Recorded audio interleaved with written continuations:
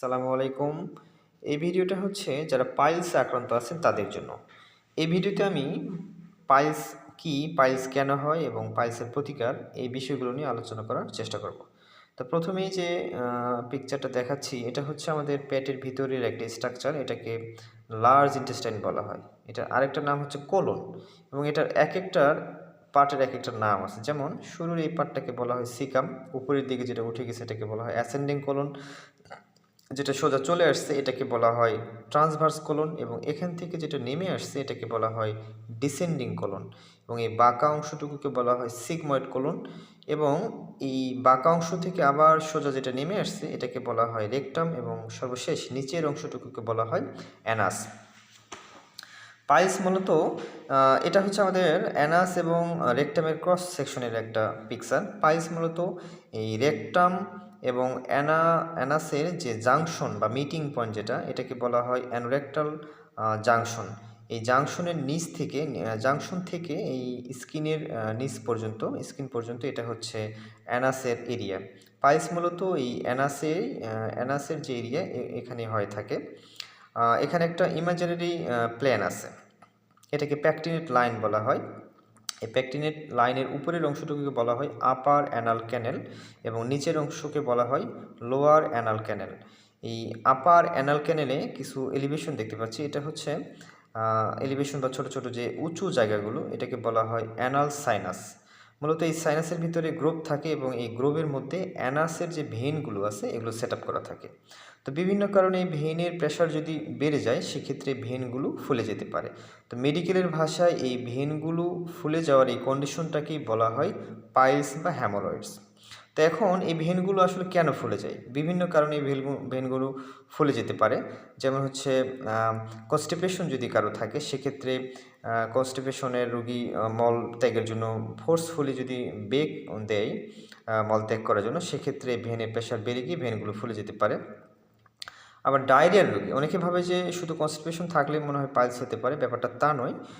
Diarrhoea থাকলেও সেই রোগীর পাইলস হতে পারে, কেননা ডায়রিয়ার রোগীর ঘন ঘন মলত্যাগের একটা বেগ সৃষ্টি হয় এবং মল ত্যাগ করার জন্য সে দীর্ঘক্ষণ টয়লেটে তাকে বসে থাকতে হয় মল ত্যাগ করার জন্য এবং বেগ দিতে হয়। এই বেগের ফলেই এই ইন্টারনাল ভেইনের প্রেশার বেড়ে গিয়ে পাইলস হতে পারে।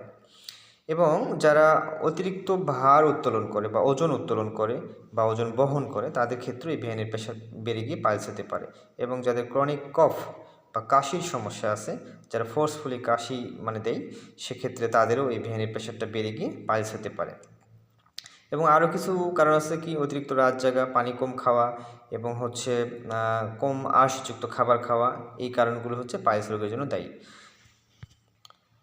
এবং যারা দীর্ঘক্ষণ বসে থাকে বা বসে থাকার কাজ করে তাদেরও এই ভেইনের প্রেশারটা বেড়ে গিয়ে পাইলস রোগটা হতে পারে। তাহলে এখন পাইলসের মোটামুটি যে কজেশন বা কারণগুলো জানতে পারলাম, পাইলস রোগটা কেন হয়, এখন এটার প্রতিকারটা কী। পাইলস রোগের প্রতিকারের প্রথমেই আসবে যে কারণগুলোর জন্য পাইলস রোগটা হয়ে থাকে এই কারণগুলো অ্যাভয়েড করতে হবে, এগুলোকে এড়াই চলতে হবে। যেমন কি প্রথমে বললাম কনস্টিপেশনটা কেন হয়?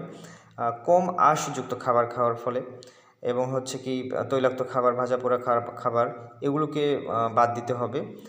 পাশাপাশি হচ্ছে অতিরিক্ত পানি খেতে হবে, তরল খাবার খাওয়ার চেষ্টা করতে হবে এবং ভাজা পোড়া তৈলাক্ত খাবার যতটুকু পারা যায় এড়ায় চলতে হবে। মোট কথা আপনার যে লাইফ স্টাইলটা আছে সঠিক এবং একটা সুন্দর লাইফ স্টাইল মেনটেন করে চলতে হবে, তাহলে আপনি এই রোগ থেকে রেহাই পাবেন। এবং যাদের পাইলস হয়ে গেছে তারা এই যে প্রতিকার এবং কজেশনগুলো আছে এগুলো তো মেনটেন করে চলবেন এবং তার পাশাপাশি ঔষধ তাদেরকে সেবন করতে হবে। কারণ আপনার যেহেতু পাইলসটা হয়ে গেছে, যাদের পাইলস হয় নাই তারা যদি এই নিয়মকানুনগুলো মেনটেন করে চলে তাহলে তাদের পাইলস হওয়ার সম্ভাবনাটা খুবই কম থাকবে। কিন্তু যাদের পাইলস হয়ে গেছে সেক্ষেত্রে তাদের এই নিয়মকানুনটা মেনটেন করতে হবে, যে কজেশনগুলো এবং প্রতিকারের যে নিয়মকানুনগুলো বললাম এটার পাশাপাশি তাকে মেডিসিন নিতে হবে। কেননা আপনার পাইলস হয়ে যাওয়ার ফলে আপনার যদি ব্লিডিং হয় সেটা আপনি খাবার মেনটেন করে ঠিক করতে পারবেন না। আপনার পাইলসের ফলে খুব ব্যথা হচ্ছে, মলদ্বার ফুলে গেছে, সেক্ষেত্রে এটা আপনি খাবার মেনটেন করে ঠিক করতে পারবেন না। এটার জন্য আপনাকে অবশ্যই মেডিসিন নিতে হবে। যাদের পাইলস হয়ে গেছে অনেকেই তাদেরকে পরামর্শ দেন অপারেশন করার জন্য। সঠিক হোমিওপ্যাথিক চিকিৎসায় পাইলস সম্পূর্ণভাবে ভালো করা সম্ভব কোনো অপারেশন ছাড়াই। আমার চেম্বার নিরাময় হোমিও ক্লিনিক সেই 2019 সাল থেকে এখন পর্যন্ত প্রায় 550-রও বেশি রোগী পাইলস রোগে আক্রান্ত এই রোগীগুলি সুস্থ হয়ে গেছে ইনশাল্লাহ। আল্লাহর অশেষ রহমতে এই রোগীগুলি এখন পর্যন্ত ভালো আছে এবং তারা বিভিন্ন জায়গা থেকে এখনও আমার চেম্বারে রোগী পাঠায়। তো আজ এ পর্যন্তই। সবাই ভালো থাকবেন, সুস্থ থাকবেন। আল্লাহ হাফেজ।